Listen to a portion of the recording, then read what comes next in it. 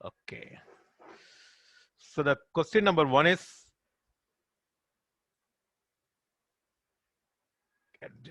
the fundamental purpose for the existence of any organization is described by its கேள்வி என்ன அப்படின்னு சொல்றேன். எது பாசிபிள் ஆன்சர்ன்றது யாரா நீங்க வந்து ட்ரை பண்ணி பார்க்கலாம். ஓகேங்களா? So the fundamental purpose for the existence of any organization is described by its. கீழே வந்து ஒரு 4 ஆப்ஷன் கொடுத்துருக்கோம் நாம. இந்த 4 ஆப்ஷன்ல கேள்வி என்ன அப்படின்னு சொன்னா, ஒரு ஆர்கனைசேஷன் வந்து ஏன் இந்த ஆர்கனைசேஷன் இந்த சொசைட்டில இருக்குது, ஏன் இந்த ஆர்கனைசேஷன் எக்ஸிஸ்ட் ஆகுது அப்படின்ற விஷயத்த இந்த 4 விஷயத்துல ஏதோ ஒரு விஷயத்துல வந்து அவங்க தெளிவா சொல்லுவாங்க. ஓகேங்களா? ரைட். அது என்னவாக இருக்கலாம்? ஆன்சர் தெரிஞ்சவங்க சும்மா அப்படியே ஜஸ்ட் சொல்லுங்க. அது பாலிசி ஸ்டேட்மெண்ட்ல சொல்லுவாங்களா, மிஷன் ஸ்டேட்மெண்ட்ல சொல்லுவாங்களா, ப்ரொசீஜர்ல சொல்லுவாங்களா, இல்ல ஸ்ட்ராட்டஜிஸ்ல சொல்லுவாங்களா? சார் மிஷன் ஸ்டேட்மெண்ட்ல சொல்லுவாங்க. Mission statement. Okay, good. Okay, ஒரு வேற ஏதாவது ஒப்பீனியன் இருக்கா கண்ணு? பாலிசில சொல்லாங்க சார், இல்ல ப்ரொசீஜர் சொல்லலாம், ஸ்ட்ராட்டஜி சொல்லலாம். இப்போ நீங்க என்ன சொல்றீங்கன்னா, மிஷன் ஸ்டேட்மெண்ட்ல ஒரு கம்பெனி ஏன் என்னோட எக்ஸிஸ்டன்ஸ் இருக்கு அப்படின்னு சொல்லுவாங்க அப்படின்னு சொல்றீங்க நீங்க. Okay, let us go to the answer. Right. Mission statement. Exactly. Okay, so நம்ம ஒரு ஆர்கனைசேஷன் ஒரு அவனுடைய எக்ஸிஸ்டன்ஸ் என்ன பர்பஸ்க்காக வந்து எக்ஸிஸ்ட் ஆகுது அப்படின்ற விஷயத்த சொல்லக்கூடிய ஸ்டேட்மெண்ட் என்னன்னா mission statement. Very good, very good. Okay, now let us move on to the second question. ஓகேங்களா? செகண்ட் क्वेश्चन என்ன அப்படின்னு பாத்தீங்கன்னா, which of the following is not a major element of the strategic management process? strategy management process நமக்கு தெரியும். நமக்கு அந்த strategy management processல எது வந்து கீழே இருக்கிற அந்த 4 விஷயத்த எந்த விஷயம் வந்து strategy management processல வராது? இதான் क्वेश्चन. புரிஞ்சுதாப்பா? Sir assigning and administrative task. Option C assigning administrative task. Very good. Okay, right. என்ன ட்ரை பண்ணிருக்கீங்கன்னா அசைனிங் அட்மினிஸ்ட்ரேட்டிவ் டாஸ்க் அப்படின்னு சொல்லிட்டு நீங்க ஒப்பீனியன் சொல்லிருக்கீங்க. Good. Let us see formulating strategy, evaluating strategy, assigning administrative tasks, implementing strategy. 4 option கொடுத்திருக்கிறோம். இந்த 4 ஆப்ஷன்ல வந்து நீங்க ப்ரிஃபர் பண்றது assigning administrative task என்பது வராது அப்படின்னு சொல்லிருக்கீங்க. let us see the answer. exactly, very good. assigning administrative task அப்படிங்கற விஷயம் வந்து strategy management processல வராது. சரி, இப்போ அடுத்து உங்களுக்கு क्वेश्चन கேக்குறேன் நானு. அப்ப இதுல இன்னொரு எலிமெண்ட் மிஸ் ஆகுது. அது என்ன எலிமெண்ட் சொல்ல முடியுமா? Developing sir. டெவலப்பிங், அதான் ஃபார்முலேஷன் ஸ்ட்ராட்டஜி வந்துடுச்சு, எவாலுவேட்டிங் ஸ்ட்ராட்டஜி வந்துடுச்சு, இம்ப்ளிமெண்டிங் ஸ்ட்ராட்டஜி வந்துடுச்சு. என்ன ஸ்ட்ராட்டஜின்னு வரல? எவாலுவேஷன் கண்ட்ரோலிங் ஸ்ட்ராட்டஜின்றது வராம போயிருக்கு. Very good. Formulation, implementation, evaluation and controlling. அப்படி நார்மலா நமக்கு எவாலுவேஷன் கண்ட்ரோலிங் ஸ்ட்ராட்டஜி போட்டிருக்கோம் நாம. அடுத்து எவாலுவேட்டிங், அடுத்து பார்த்தீங்கன்னா கண்ட்ரோலிங் ஸ்ட்ராட்டஜி மிஸ் ஆகுது. ஓகே, ஸோ அது ஓகே. அப்போ இந்த கொஸ்டின் பொறுத்த வரைக்கும் அசைனிங் அட்மினிஸ்ட்ரேட்டிவ் டாஸ்க் என்பது வராது. Very good. Okay, now let us move on to the third question. இருங்க, இந்த வெயிட்டிங்ல இருக்கிறவங்கள உள்ள தூக்கி போட்டுடலாம். ரேவந்த் வந்திருக்காரு. ரைட். தேர்ட் கொஸ்டின் என்ன அப்படின்னு பாத்தீங்கன்னா, competitive advantage can be best described as. இந்த 2வது யூனிட்ல படிச்சிருப்போம் நிறைய. காம்படிட்டிவ் அட்வான்டேஜ் ஆஃப் கம்பெனின்னு படிச்சிருப்போம் நாம. ஓகேங்களா? சோ கீழே இருக்கிறதுல எது வந்து காம்படிட்டிவ் அட்வான்டேஜ் வந்து பெஸ்டா வந்து டிஸ்கிரைப் பண்ணும் அப்படின்னு நம்ம கேட்கிறோம். ஓகேங்களா? சோ இன்க்ரீஸ்டு எஃபிஷியன்சியா, ஸ்ட்ரென்த் ஆஃப் த ஆர்கனைசேஷனா, what sets an organisation apart, அதுவா இல்ல இன்டான்ஜிபிள் ரிசோர்சஸா? காம்படிட்டிவ் அட்வான்டேஜ் நம்ம படிச்சிருக்கோம். காம்படிட்டிவ் அட்வான்டேஜ் என்பது எதை குறிக்கின்றது? ஒரு ஆர்கனைசேஷனுடைய இன்க்ரீஸ்டு எஃபிஷியன்சி குறிக்கிறது, ஒரு ஆர்கனைசேஷனுடைய ஸ்ட்ரென்த் குறிக்கிறது, ஒரு ஆர்கனைசேஷன் வந்து எப்படி மற்ற ஆர்கனைசேஷன் வேறுபட்டு நிற்கிறது, எப்படி யூனிக்கா இருக்கு அப்படின்றது மாதிரி அதுதான் வந்து டிஃபரன்ஷியேட் பண்ணி காட்டுறது அப்படின்னு சொல்றோம். அடுத்து பார்த்தீங்கன்னா இன்டான்ஜிபிள் ரிசோர்சஸ், கண்ணுக்கு தெரியாத ஒரு வளம் அப்படின்ற விஷயத்தான் காம்படிட்டிவ் அட்வான்டேஜ் அப்படின்னு சொல்றோம். எதுவாக இருக்கலாம்?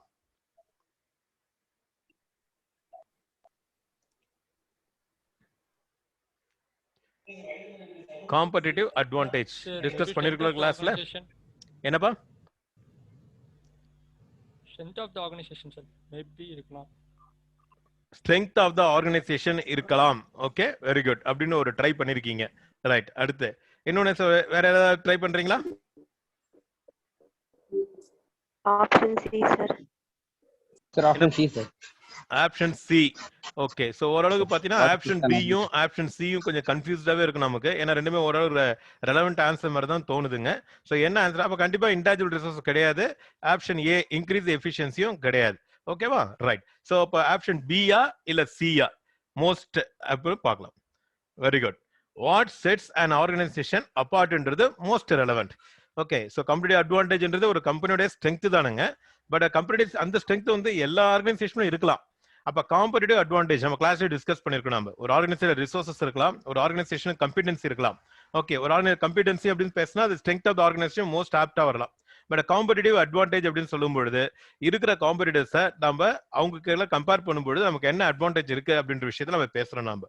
ஓகே, சோ ஒரு காம்படிட்டிவ் அட்வான்டேஜ் அப்படின்றது ஒரு ஆர்கனைசேஷன் வந்து இன்னொரு ஆர்கனைசேஷனை வேறுபடுத்தி காட்டுவது அப்படின்ற விஷயம் ரொம்ப ஆப்டாக இருக்கும்.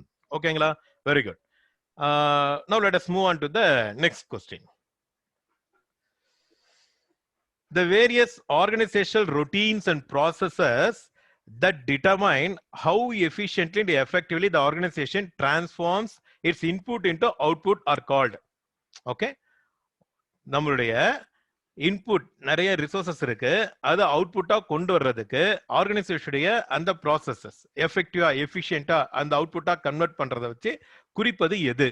ஒரு ஆர்கனைசேஷனுடைய ஸ்ட்ரென்த்தா, ஒரு ஆர்கனைசேஷனுடைய கேப்பபிலிட்டியா, ஒரு ஆர்கனைசேஷனுடைய கோர் கம்பிடன்சியா, ஒரு ஆர்கனைசேஷனுடைய customer வேல்யூவா?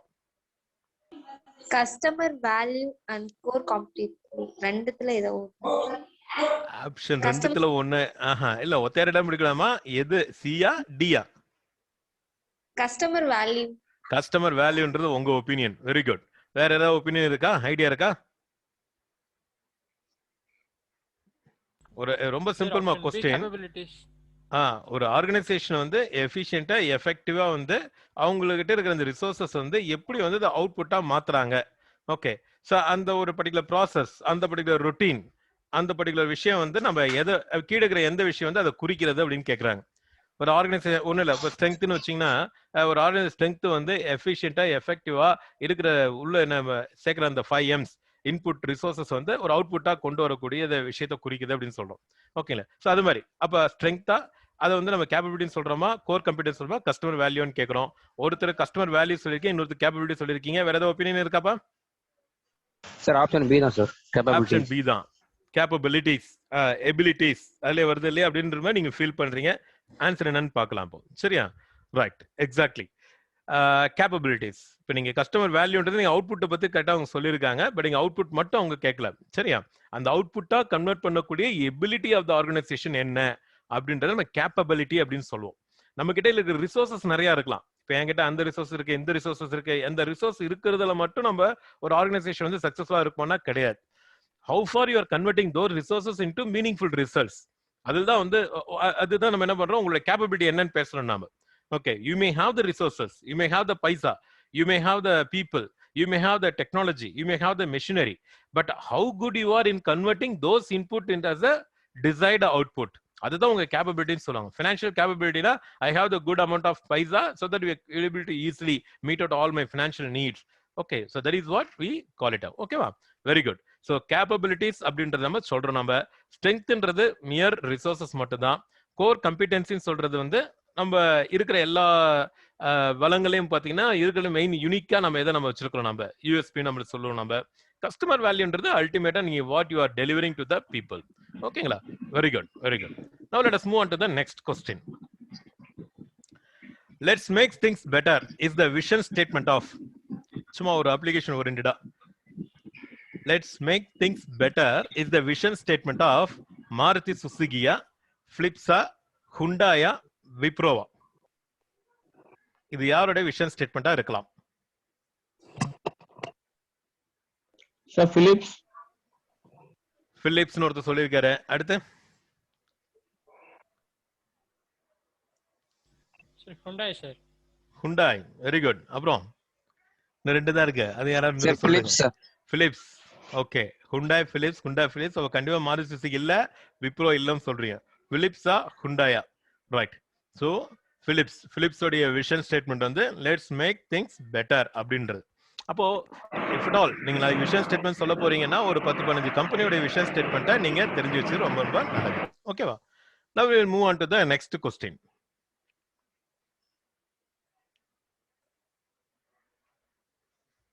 Per capita income is the factor that comes under நம்ம பிசினஸ் என்விரான்மெண்ட்ல பார்த்தோம், நம்ம ஸ்ட்ராட்டஜிக் என்விரான்மெண்ட்ல social environment, technology environment, economic environment, cultural environment அப்படின்ற மாதிரி நிறைய என்விரான்மெண்ட் பார்த்தோம் இல்லையா? இந்த பர் கேபிட்டா இன்கம்ன்ற எலிமெண்ட் வந்து எந்த என்விரான்மெண்ட் கீழே வந்து நம்ம வந்து ஸ்டடி பண்ணுவோம், இல்ல நம்ம வந்து அதை கணக்குல எடுத்துப்போம்? அது சோஷியல் என்விரான்மெண்ட் கீழே வர விஷயமா, டெக்னாலஜிக்கல் என்விரான்மெண்ட் கீழே வர விஷயமா, எக்கனாமிக் என்விரான்மெண்ட் கீழே வர விஷயமா, இல்ல கல்ச்சரல் என்விரான்மெண்ட் கீழே வர விஷயமா? Economic environment. Exactly, very good. So per capita income அப்படின்னு சொல்லும் பொழுது ஒரு நாட்டுடைய அந்த பொருளாதாரத்தை சம்பந்தப்பட்ட ஒரு விஷயம் அப்படின்ற இதனால அது எக்கனாமிக் என்விரான்மெண்ட் கிட்ட வருது அப்படின்றது உங்க ஒப்பீனியன். ஓகேவா? Right. So let us see the answer. Yes, exactly. Economic environment. ஓகேவா? Good. Now we will move on to the next question. Which of the following is not the element of the Porter's 5 force model? நம்ம கிளாஸ்ல 5 force model பத்தி நம்ம படிச்சிருக்கோம் நாம. ஓகேவா? கீழே இருக்கிற எந்த எலிமெண்ட் வந்து 5 force மாடல்ல வராத விஷயம்?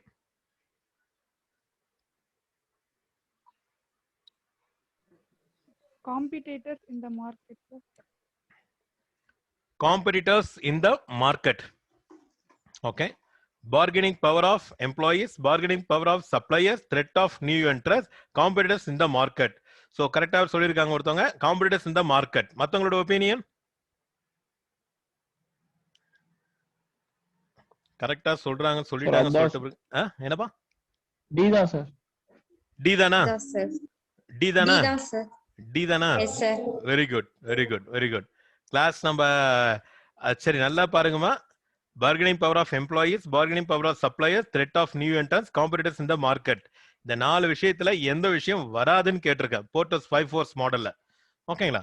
சரி, இப்ப நிறைய பேர் எல்லாம் டி காம்படிட்டர்ஸ் இந்த மார்க்கெட் அப்படின்றதால ஓகே நம்ம ஆன்சரை பார்க்க போறோம். ஆனா கரெக்டான்னு பாத்துங்க. கரெக்டா? தப்பு சார். என்ன தப்பு? Option A. Bargaining power of employee வருது தானே? bargaining power of employees வருதாமா? எம்ப்ளாயிஸ் போல வேற என்ன வருது அங்க 5 force மாடல்ல? கஸ்டமர்ஸ் வரும் sir. bargaining power of customers. ஓகேடா?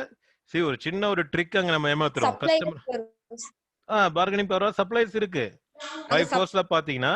சொல்லுங்க. bargaining power of customers, bargaining power of suppliers, threat of new entrants, competitors in the market. Okay, இன்னொரு இது என்னது 5 forceல?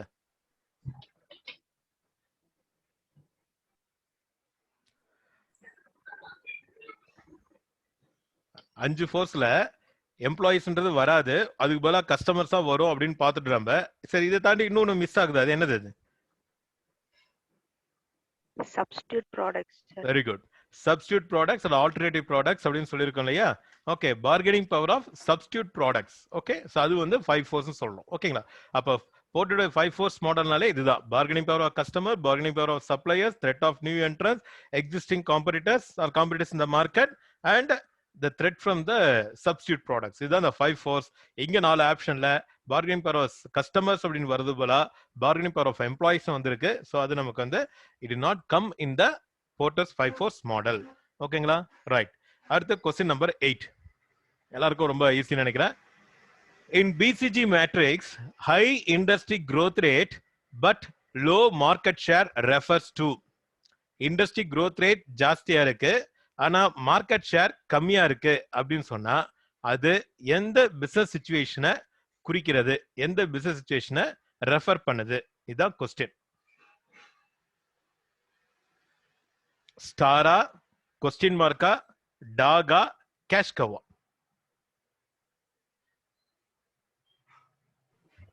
Cash cow. Cash cow. Good. அப்புறம்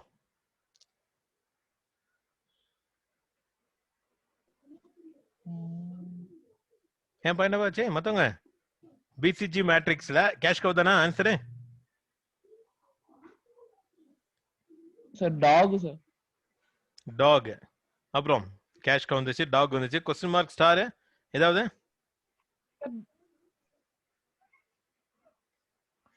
Question mark, sir. Question mark சொல்லியாச்சு. Very good. Cash cow வந்துருச்சு, dog வந்துருச்சு, question mark வந்துருச்சு. யாரா ஒருத்தங்க பெண்டிங்? அப்ப கண்டிப்பா என்னப்பா? Star. Star. Very good. 4 answer சொல்லிட்டீங்க. அப்படியா? Very good. என்ன ஆன்சர்ஸ் அப்போ? கரெக்டான ஆன்சர் சொல்லுங்க பாப்போம். கண்ணா 4 பிசினஸ் சிச்சுவேஷனுக்கும் 4 இது இருக்கு இல்லையா? High industry growth rate, high market share, high industry growth rate, low market share, low market share, low growth rate, right? Low industry growth rate உண்டு உங்களுக்கு. ஹை மார்க்கெட் ஷேர் இருக்கும், லோ இண்டஸ்ட்ரி growth rate இருக்கும் அப்படின்றத நம்ம வந்து 4 different பொசிஷன்ல பார்த்தோம் நம்ம. ஓகேங்களா? சோ இப்போ இந்த மேட்ரிக்ஸ்ல ஹை இண்டஸ்ட்ரி growth rate இருக்கு, ஆனா லோ மார்க்கெட் ஷேர் அப்படின்றது எங்க வரும்? Question mark, sir. Question mark, sir.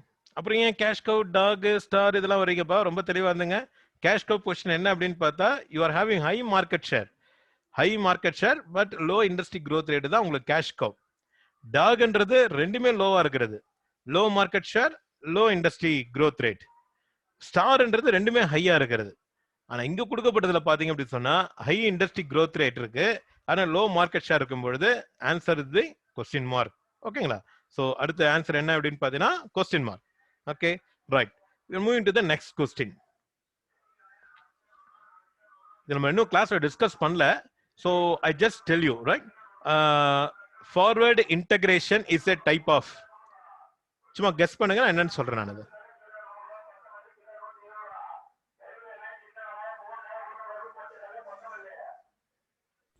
Growth strategy, sir.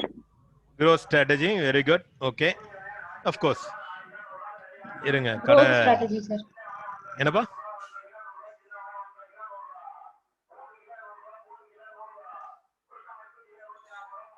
இருங்க, அந்த வண்டி கொஞ்சம் கிராஷ் பண்ணிட்டோம்.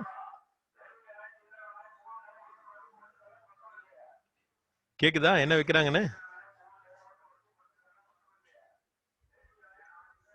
Okay, right. அமௌண்ட் மட்டும் தான் சார் கேக்குது. மார்க்கெட்டிங் பண்ணிட்டு இருக்காங்களா? ஓகே, சரி.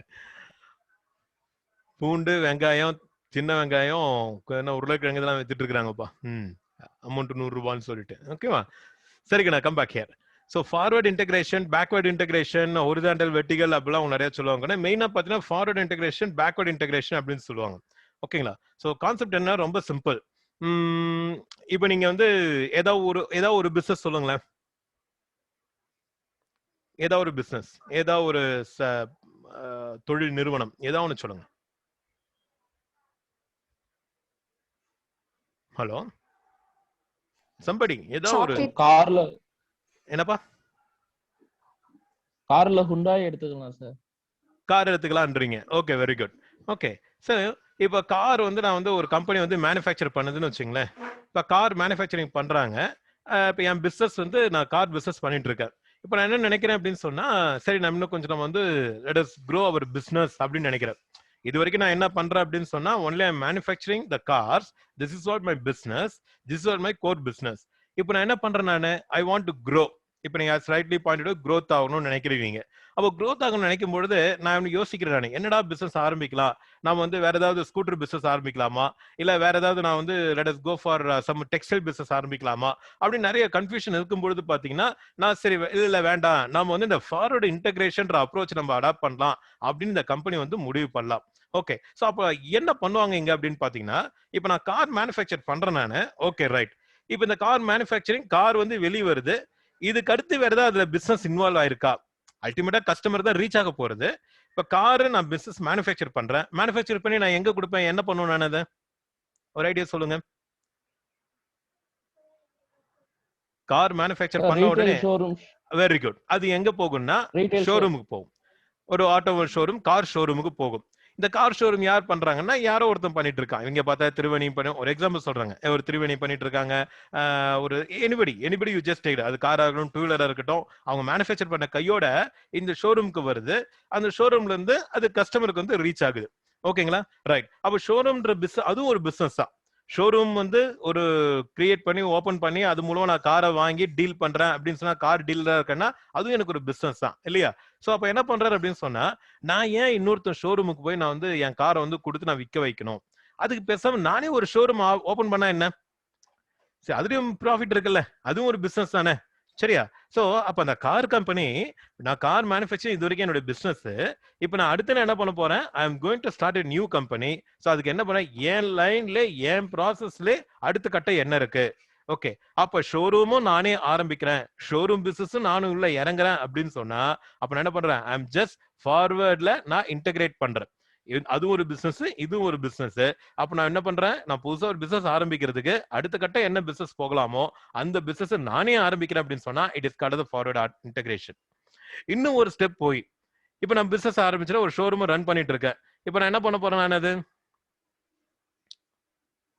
மீட்டிங் வந்து ஒரு 10 மினிட்ஸ் இதுவாயிடும் நினைக்கிறேன். நம்ம இன்னைக்கு ஒரு 10 கொஸ்டின் மட்டும் டிஸ்கஸ் பண்ணி அடுத்த மீதி 10 அடுத்த கிளாஸ் போய்க்கலாமா, இல்ல கண்டினியூ பண்ணலாமா? அடுத்த இதுல இருந்து உங்க ஒப்பீனியன்?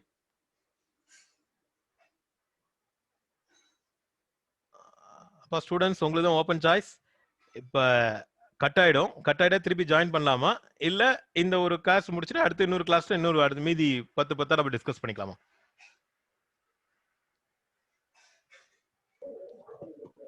சார் 10-10ஆவே பண்ணிக்கலாம் சார்.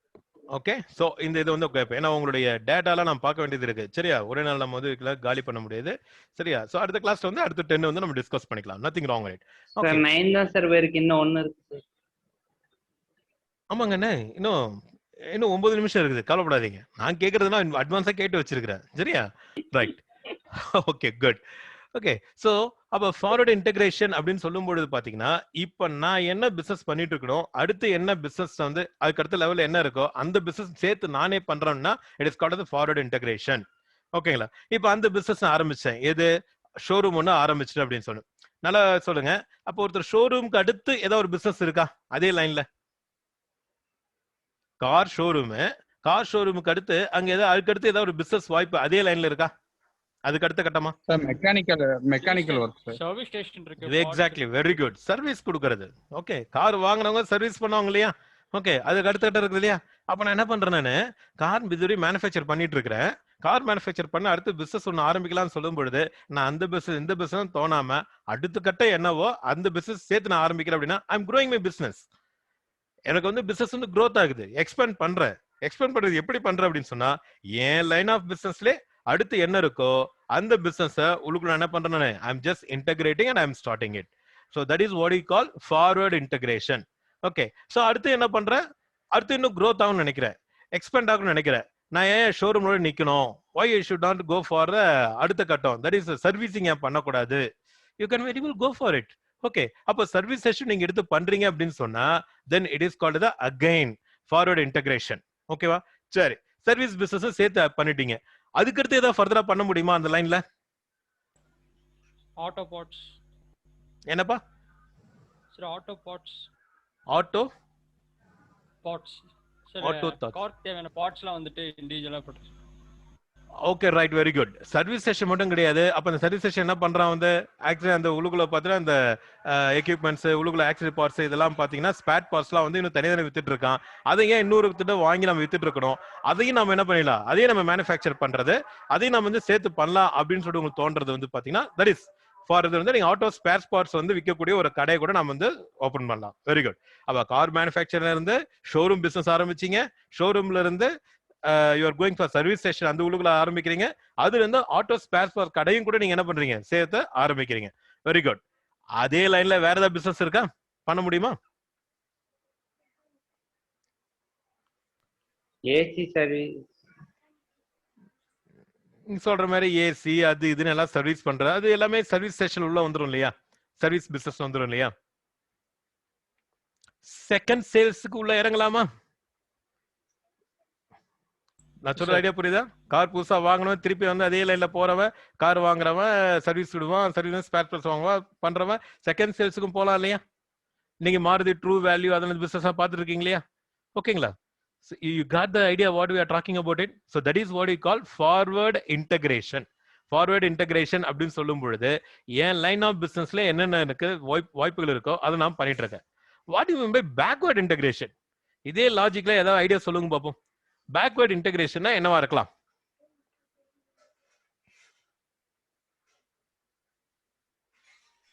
சார் கார் மேனுஃபேக்சர் பண்றதுக்கான அந்த மூல பொருட்களை வாங்க தயாரிக்கிறது sir. Exactly, very good. Suppose எனக்கு டயரை வந்து நான் வெளியே கொடுத்து வாங்கிட்டு இருக்கேன், ஓகேங்களா, ஒரு எம்ஆர்எஃப் கம்பெனிக்காரங்கிட்ட பிரிட்ஜ்ஸ்டோன் கிட்ட இருந்து, ஓகே இவங்கிட்ட நான் வாங்கி கொடுத்துட்டேன், நான் ஏன் அவனை நம்பி உட்காந்துட்டு இருக்கணும், என் பிராண்டே ஒன்று ஆரம்பிச்சுட்டு போறேன். வருஷத்துக்கு இத்தனை கார் நான் மேனுஃபேக்சர் பண்றேன், இத்தனை கார் நான் சர்வீஸ் பண்றேன், இத்தனை கார் நான் வந்து ரீசேல் வேலையை பண்ணிட்டு இருக்கிற உட்காந்து எப்போ பார்த்தாலும் ரெகுலராக தேவைப்பட செய்தான் செய்யும். ஓகே, அப்ப என் பிராண்டே நான் ஏன் ஒரு கார் கம்பெனி ஆரம்பிக்க கூடாது, கார் டயர் கம்பெனி ஒன்று ஆரம்பிக்க கூடாது? You understand that? Backward integration. Okay, painting company நான் ஏன் பண்ணக்கூடாது? Backward integration. நான் ஏன் இந்த இதுன்னு வந்து இந்த ராட் ஏன் பண்ண? You understand what I am saying? இதே போல டெக்ஸ்டைல் பிசினஸ் எடுங்க. நீங்க ஒரு டெக்ஸ்டைல் பிசினஸ் உள்ளுக்குள்ள பண்ணீங்க அப்படின்னு சொன்னா, நீங்க வந்து கிளாத் மேனுஃபேக்சர் இருக்கிற அப்படின்னு சொன்னா, நீங்க ஃபார்வர்டுன்னு சொல்லும் பொழுது ரெடிமேட் கார்மெண்ட்டை ஃபோக்கஸ் பண்ணலாம், ஒரு ஷோரூம் ஃபோக்கஸ் பண்ணலாம், ஒரு எக்ஸ்போர்ட் ஃபோக்கஸ் பண்ணலாம், அடுத்து கட்டம். பேக்வர்ட் இன்டகிரேஷன் அப்படின்னு சொல்லும் பொழுது, ஒரு கிளாத்துக்கு முன்னாடி பாத்தீங்கன்னா அந்த யானுக்கு முன்னாடி பாத்தீங்கன்னா காட்டன். நீங்க நாளைக்கு வந்து நானே ஒரு 100 ஏக்கர்ல வந்து விவசாயம் பண்ணி பருத்தி உற்பத்தி செஞ்சு அந்த காட்டன் ஃபுல்லா நான் வந்து என்ன நூலா மாத்தி அது திருப்பி கிளாத்தா மாத்தி. You understand what I'm saying? So when I want to develop my business, when I want to grow my business, I can go for forward integration, I can also go for backward integration. ஓகேங்களா, right. So இங்க உங்களுடைய option, அப்ப நான் forward integration நீங்க பண்றீங்க அப்படின்னு சொன்னா, அது ரிட்ரெச்மெண்டா, ஸ்டெபிலிட்டியா, growth-ஆ, ஆபரேஷனலா பார்க்கும்போது நீங்க கொடுத்த ஒரு ஆப்ஷன் வந்து பாத்தீங்கன்னா growth strategy. Okay, so that may be the right strategy. Let us see the answer. Okay, yes, the answer is correct. It is growth strategies. ஓகேங்களா.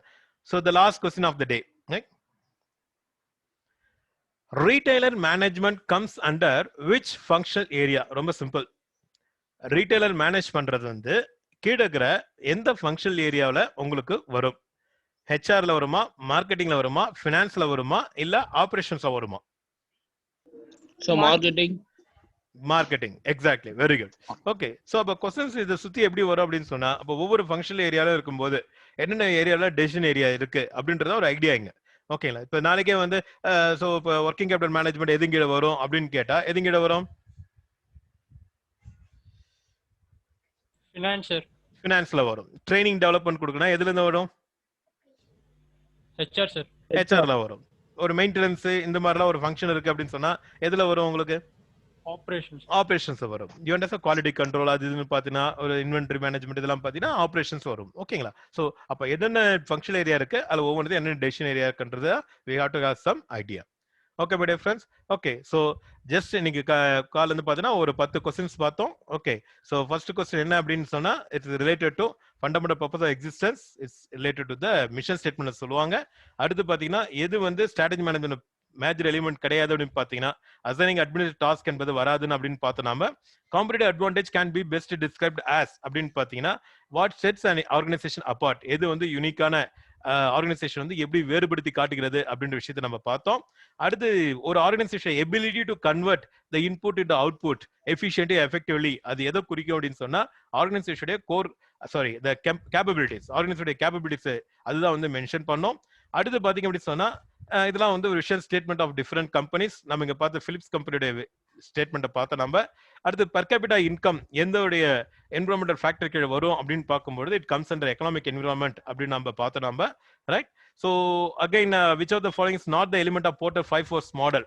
போர்ட்டர் 5 ஃபோர்ஸ் மாடல் என்ன எலிமெண்ட் அப்படின்னு பார்த்தோம். நம்ம இந்த பார்கெனிங் பவர் ஆஃப் எம்ப்ளாயிஸ் கொஞ்சம் confuse பண்றது, அதனால இந்த எம்ப்ளாயிஸ் போல கஸ்டமர்ஸ் தான் வருது கரெக்டான answer. So bargaining power of எம்ப்ளாயிஸ்ன்றது வராது, அதுதான் அங்க ஆன்சரா பார்த்தோம். நம்ம அடுத்து பாத்தீங்கன்னா பிசிஜி மேட்ரிக்ஸ்ல வந்து என்னென்ன பொசிஷன் மென்ஷன் பண்ணோம் அப்படின்னு பார்த்தோம். நம்ம high industry growth rate but low market share அப்படின்றது டாக் பொசிஷன் குறிக்கிறது அப்படின்னு நம்ம பார்த்தோம். சாரி, கொஸ்டின் மார்க் அப்படின்றத பார்த்தோம். நம்ம அடுத்து ஃபார்வர்ட் இன்டகிரேஷன் அப்படின்றது it is a type of growth strategy. அடுத்து என்ன அப்படி பாத்தீங்கன்னா retailer management comes under which function ஏரியான்னு பார்க்கும்போது it comes under the marketing function.